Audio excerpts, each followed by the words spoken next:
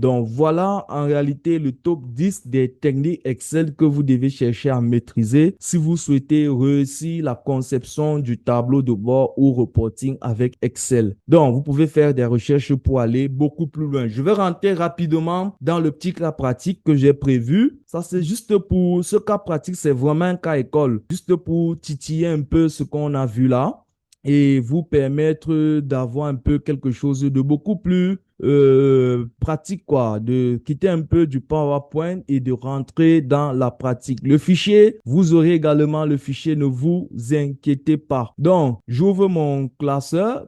Peut-être avant d'ouvrir le classeur, je vais vous présenter plutôt déjà des modèles de tableau de bord et reporting déjà mis en place pour vous permettre de voir de façon pratique ce que je disais là, tout ce que j'ai expliqué là. Je commence par quel tableau? Tableau de bord financier. Voilà, j'aime bien le financier ici. Ça, c'est un reporting plutôt financier. Je vous explique la méthode des 3T, comment c'est utilisé ici et les top 10 des techniques là. Je vous présente rapidement comment je l'utilise ici. Donc, ça, c'est un reporting financier. Je mets ici en avant les marges AO et les marges HAO. Et donc, la marge totale, les charges AO et les produits AO. Donc, et là en bas, je vous disais bien que je vais mettre mes KPI en gros caractères en haut dans la présentation de mon tableau de bord. Et en bas là, j'ai l'analyse détaillée.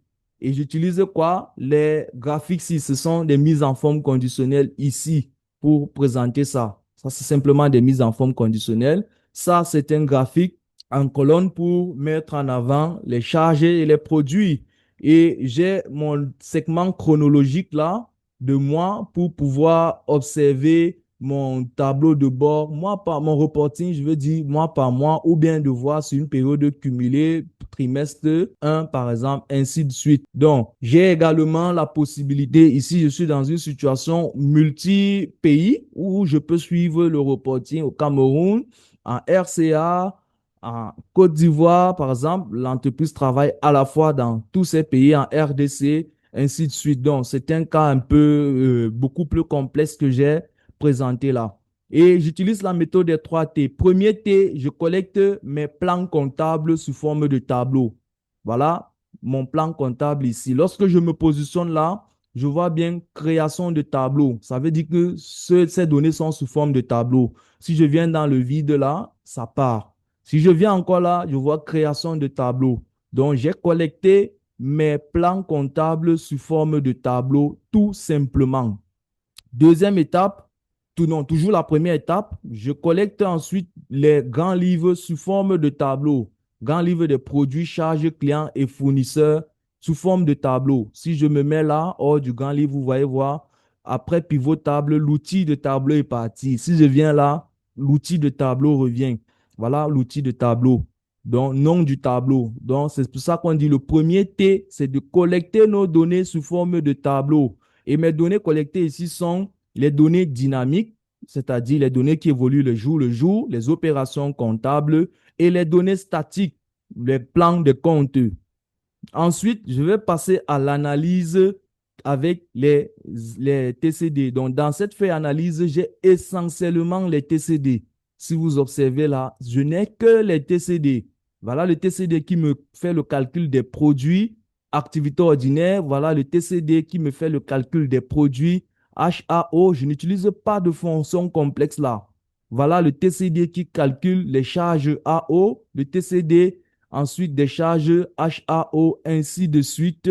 Le TCD qui calcule les clients, le TCD qui calcule les fournisseurs, le TCD qui calcule la marge. Vous voyez que je n'ai utilisé que les TCD. Je ne me casse pas la tête avec des fonctions complexes. Je n'ai que fait ce petit retraitement pour faire mon graphique.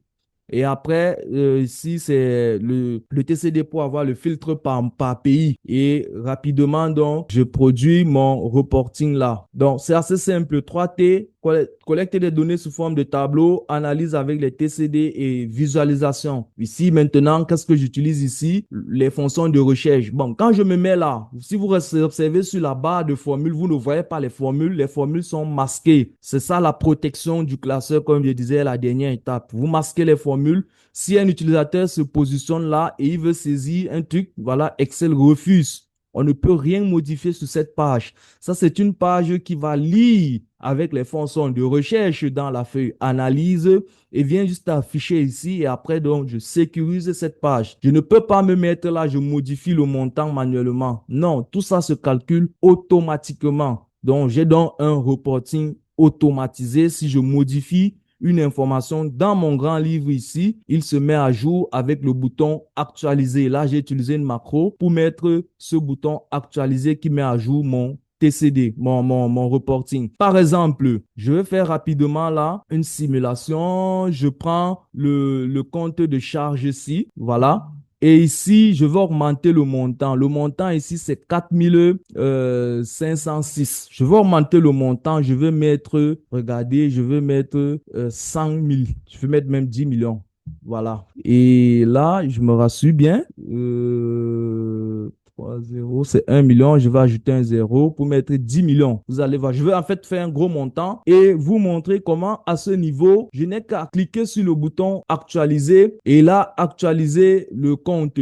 Rapidement, les montants ont été actualisés. Si je regarde, je devais regarder les charges au préalable. Bah, j'ai pas pris la peine de regarder les charges pour qu'on voit l'évolution. Bon, regardez le total des charges ici. On est à 1 million. Ça, c'est les montants sont en milliers de francs. Donc, regardez bien. 1, 7, 1, 3, 7, 6, 9. Donc, si je reviens ici dans le grand livre et je mets là à 5,50, je redescends plutôt. Je viens là, regardez bien les charges, regardez bien le montant. Lorsque je clique sur actualiser là, le montant, je vais me rassurer que c'est bien le compte du Cameroun. Je vais se rassurer bien qu'on est dans le cas du Cameroun. OK.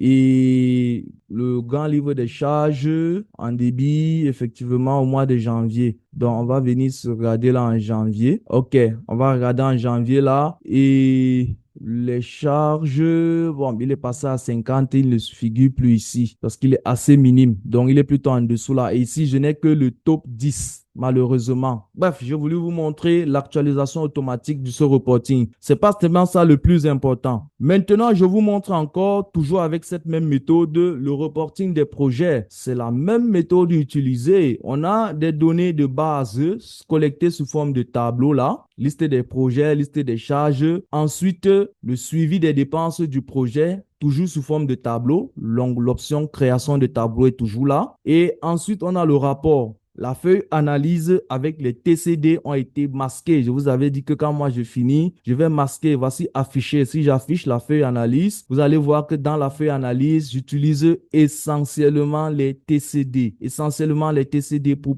faire le calcul des indicateurs. Et après, j'ai mon rapport ici avec mes mises en forme conditionnelle et mon segment chronologique et ma courbe en tendance pour la tendance sur l'exercice. Je continue encore avec peut-être ce modèle, voilà, de stock. Voilà un tableau de bord de stock que j'ai conçu pour un client, un de mes clients assez sympathique. Il suit l'évolution du stock. Vous voyez le stock total, la valeur en stock, les entrées, les sorties. Bon, ça, ce sont des indicateurs représentés ici en haut avec un visuel pour mettre en avant ces indicateurs et l'analyse détaillée des indicateurs tout en bas là. Donc, et ici, c'est le même principe. On part des données de base ici qui sont les articles en stock, bien sûr, les opérations. Bon, j'ai fait ça, c'est tout un fichier. Je suis allé au-delà d'un tableau de bord. J'ai fait un fichier pour permettre de mouvementer les entrées et les sorties de stock. Bon, et après, on a les différentes transactions donc, qui sont répertoriées ici. Il y a un inventaire. On a donc l'inventaire ici. On peut voir donc les produits en rupture de stock là, tout barré, et les produits en stock. Et voilà, naturellement. Et l'analyse se fait toujours avec les TCD, les amis. Toujours les TCD. Ne casse pas la tête avec des formules complexes. TCD à 100% dans ma feuille analyse et bingo, je produis mon tableau de bord de suivi de stock. Donc, assez sympathique aussi, c'est toujours la méthode des 3 T. Si on va encore sur le tableau de bord commercial, c'est la même chose là. C'est toujours la méthode des 3 T utilisée. Collecte des données statiques sous forme de tableau, création de tableau. Quand je me positionne là, vous voyez. Dans la feuille suivi de vente, ce sont des données dynamiques. C'est toujours sous forme de tableau. Je me mets là. Vous observez, c'est parti. Je reviens là. Création de tableau réapparaît. Donc voilà le suivi des ventes au jour le jour. Analyse avec les TCD. C'est le même schéma. C'est le même schéma. Dès que vous avez compris un schéma, bingo, le tour est joué. Et ensuite, donc, présentation du tableau de bord commercial. Chiffre d'affaires, pourcentage de l'objectif, meilleur produit, meilleur vendeur. Et on a des graphiques de performance ici qu'on appelle les bullets graphiques pour pouvoir mettre en avant la performance. Ça, c'est la particularité du tableau de bord. Je vous montrais tout à l'heure les reporting. Le reporting, en réalité, il fait juste un rapport de l'activité, mais ici, le tableau de bord évalue les performances. C'est pourquoi on utilise ici des graphiques de performance. Regardez sur l'analyse des produits, on a la valeur réalisée et une barre qui représente l'objectif. Donc, en réalité, la différence entre mon tableau de bord et mon reporting, c'est que au tableau de, j'ai pris un reporting d'abord dans lequel j'ai inclus des objectifs. C'est devenu maintenant un outil d'évaluation ou de mesure de performance. Donc, le tableau de bord, ça en peut toujours partir d'un reporting. Pour le mettre en tableau de bord, il faut juste avoir des objectifs. Et bon, là, je vous montre un cas également de suivi budgétaire où c'est toujours la méthode des 3T. Là, c'est toujours la méthode des 3T. Ici, c'est le tableau de suivi budgétaire. Mais si je vais au menu accueil, bon, là, j'ai fait juste un menu de navigation, mais c'est le même principe. Je vais dans gestion des engagements et là, j'ai l'accès aux données. Voici la base de données. En fait, les données sont sous forme de tableau. C'est la méthode des 3T. Je collecte ces données sous forme de tableau. Chaque colonne représente des dates, des engagements dont je me rassure, comme je vous expliquais, et je le fais avec les validations de données. Les amis, c'est assez simple. Et après, j'ai la feuille analyse qui est masquée pour produire, mais pour analyser et calculer avec les TCD produits ce tableau de bord suivi budgétaire pour le cas d'un projet dans lequel j'ai travaillé pour un client. Donc, je vous montre ça rapidement. Ici, donc, j'ai le cas pratique rapide que je vais faire là, rapidement, vraiment en 10 minutes. Je vais aller rapide pour que vous voyez un peu de façon pratique comment ça se passe là. Ici, j'ai donc des données de vente d'un point de vente, voilà, sur l'année, j'ai les commerciaux et les différentes ventes réalisées sur l'année. Donc, ici, j'ai mes données. La feuille 1, ce sont des données. Ici, je vais donc nommer, je vais les appeler vente. Simplement, je double-clique dessus pour nommer la feuille. Là, je me positionne, je vais mettre mes données sous forme de tableau. Première étape, ces données ne sont pas sous forme de tableau. Regardez, lorsque je mets là partout, je n'ai plus l'outil de tableau là. Mes données ici ne sont pas sous forme de tableau. Je ne peux pas les exploiter. Ça, ce sont des quadrillages. Ce que vous voyez là, ce sont ce qu'on appelle des quadrillages. Mais ce n'est pas un tableau Excel. Donc, lorsque je me positionne, je me rassure que je n'ai pas de colonne vide, pas de ligne vide. Les colonnes équivaut aux en-têtes. Je n'ai pas des lettres là. Je n'ai que des montants. Ici, je n'ai que des valeurs textuelles. Je n'ai pas de montant. Je me rassure là rapidement. Je peux, si je suis sur une vaste base de données, je vais utiliser naturellement la fonctionnalité validation de données pour me rassurer de cela. Donc, après, je vais donc aller à l'accueil. Ici, mettre mes données sous forme de tableau. Rapidement, je choisis une template là et je coche mon tableau comporte des en-têtes. Je dis OK. Et voilà, je peux l'appeler ici. Je vais renommer ça. Je vais l'appeler là vendeur. OK. Donc, voilà mon tableau. J'ai les vendeurs et j'ai les différents mois. Donc, je viens de mettre mes données sous forme de tableau. Deuxième T, je crée une deuxième feuille que je vais appeler analyse. Et ici, je vais utiliser les TCD. Vous aurez le replay pour essayer d'appliquer ce petit cas pratique. Donc, je vais aller à création de tableau et je vais dire tableau croisé dynamique et je vais dire feuille de calcul existante puisque j'ai créé une feuille pour faire l'analyse. Je clique sur la petite flèche là et je viens dans la feuille analyse. Je me positionne ici. Et je reviens là, je dis OK. Donc, voilà mon TCD. Moi, je veux quoi? Je veux faire un rapport des ventes. Donc, je veux prendre les vendeurs et je veux donc le total des ventes sur l'année. Donc, ici, j'ai les ventes encore par mois. Donc, je vais utiliser un champ calculé. Donc là, si je me positionne, je vais à analyse du tableau. Je viens là, champ calculé, éléments et jeu. Je clique dessus et je choisis champ calculé. Je vais donc créer ma formule dans mon TCD qui va retrouver la somme des ventes pour chaque vendeur sur l'année. Donc, je vais l'appeler somme là. Je vais l'appeler somme. vente. C'est le nom de ma formule calculée que je vais créer. Et la formule, c'est simplement, prends-moi janvier, insert, plus février, insert, ainsi de suite, plus mars, insérer, plus avril, insérer, vous comprenez le principe, plus mai, donc, insérer, plus juin, insérer, ainsi de suite, plus juillet, insérer, plus août, insérer, plus septembre, insérer, plus octobre, insérer, plus novembre, insérer, plus décembre. Je vois quelqu'un qui veut me dire, mais Hervé, on pouvait utiliser une somme-ci pour faire ça rapidement. Oui, mais je vous ai dit, moi, je préfère utiliser mes TCD. Je ne veux pas utiliser les calculs, les formules complexes. Moi, je ne connais pas utiliser les formules Excel. Moi, je sais que les TCD sont assez simples. Voilà. Donc, mon champ calculé qui fait la somme des ventes de tous les exercices. Donc, 65 825 pour Alvin. Si je viens là, je choisis Alvin là. Je me mets ici, je fais somme. Là, je fais total. Disons total là. Et ici, je fais la somme. Comme peut-être vous aurez souhaité faire avec les fonctions, vous allez retrouver les mêmes montants. Mais moi, je passe par le TCD pour que quand mes données se mettent à jour là rapidement, voilà, ça c'est 60 825. On a retrouvé ces mêmes montants là. Moi, ici, j'ai créé un champ dans mon TCD qui permet de calculer ça automatiquement ici et de retrouver ça là. Donc, voilà désormais mon champ qui apparaît ici, mon nouveau champ créé, somme des ventes. Donc, là, j'ai la somme des ventes sur la période. Qu'est-ce que je peux encore retrouver à côté? Voilà. Donc, je peux donc aller ici faire simplement mon reporting, mon rapport là. Et ici, je vais me positionner là. Je vais dire vendeur. Ici, là, je vais dire montant. Ici, là, je vais dire graphique. Toujours un graphique. Et ici, là, je vais faire tendance. Je vais faire la tendance des ventes. Donc, ici, je vais simplement dire égal. Je rentre dans ma feuille analyse. Je viens lire ça ici. Oups, je récupère. Je dis entrée. Et là, je vais tirer par le bas pour qu'il retrouve les autres vendeurs. Voilà, ici. Et le montant égal, je ne me casse plus la tête. Je viens ici lire.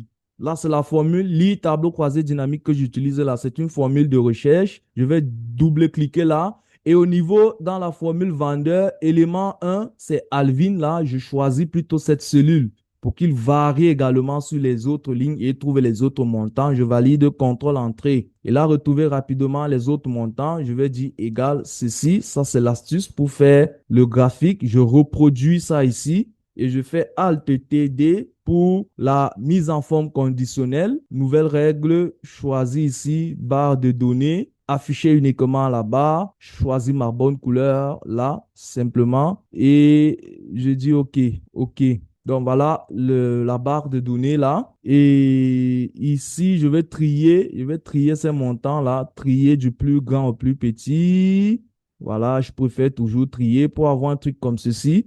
Et pour faire la tendance, je vais utiliser les Sparkline. Donc là, je me positionne là et je vais aller au niveau d'insertion. J'ai des graphiques Sparkline là, ici, qui s'appellent courbe ou Sparkline, comme vous souhaitez.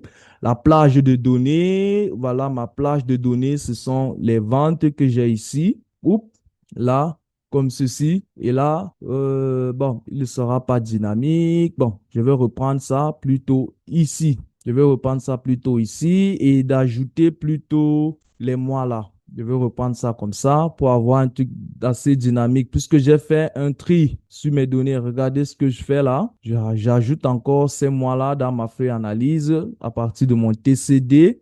Voilà, OK. Et je reviens ici, je vais mettre la tendance sur l'année de chaque vendeur et je vais à insertion là au niveau de Cube Sparkline. Je choisis la plage de données. Dans l'analyse, là, c'est voici ma plage. Voilà, ma plage de données, ce sont ces données sans les totaux. Et je reviens là, je dis, boum, OK. Et au niveau de Sparkline, là, je vais mettre les points hauts. Le point haut, voilà, et le point bas. Je vais choisir ce modèle plutôt là. OK. Donc, et ici, je peux maintenant ajuster un peu le formatage. Là, je mets au Verdana. Voilà, et je peux faire ça comme ça. Ça, c'est les en-têtes. OK. Maintenant, ce n'est que le formatage.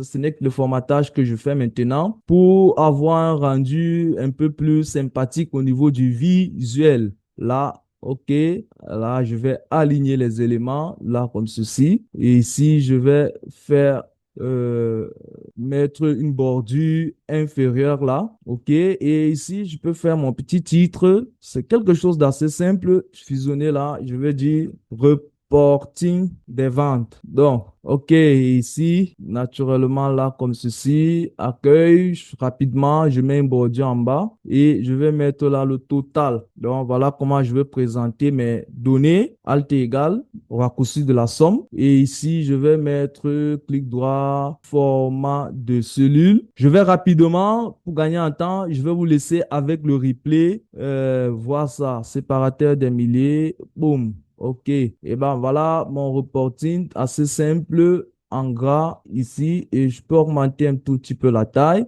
Et affichage, j'enlève le quadrillage. Donc, voilà les techniques que j'utilise rapidement pour présenter les données avec des sparklines, des mises en forme conditionnelles ici pour mettre la tendance des vendeurs sur la période. Et les données sont classées du plus grand au plus petit. Et voilà le total des ventes réalisées sur la période. Donc voilà mon rapport assez simple et je trouve qu'il est assez beaucoup plus sympathique comme ceci. Donc c'est assez simple. J'ai utilisé la méthode des 3T, analyse avec les TCD, utilisation des simples formules de Lie dans la fait analyse et j'ai mis les données sous forme de tableau. J'ai produit mon rapport. C'est beaucoup simple là comme ça. Donc, moi, j'utilise la version 2021. Donc, vous allez vous retrouver avec votre version. Donc, voici présenté le modèle assez simple. Je rentre sur le PowerPoint et on va continuer la toute dernière partie. Il nous manque 15 minutes là, rapidement.